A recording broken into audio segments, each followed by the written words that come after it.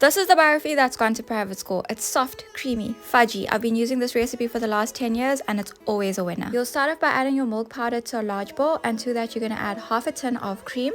Mix these two ingredients together until it forms large crumbs, and then you want to cover it with some cling wrap, set it on your counter and let it sit overnight. You can do this in the morning or overnight. When it's done setting for at least 8 hours, you can then blitz it using a NutriBullet or a blender. Now take the blitz mixture, add it to a sieve and sieve this twice to ensure that the Burfee is nice and smooth. Now for the syrup, add butter to a pot along with some fresh cream milk and add in the remaining tin cream and mix everything together until it's well dissolved. Now to ensure that the Burfee is perfectly sweetened, add icing sugar, and then you can add some caster sugar as well and mix both of the ingredients into the milk mixture, making sure that everything is dissolved, and then bring the mixture to a boil for 3 minutes. Once the syrup draws back on a wooden spoon like this, it's ready. Remove it from the heat and add ground cardamom to the milk powder. Now gradually add the syrup a ladle at a time to the milk powder, making sure that it's mixed well.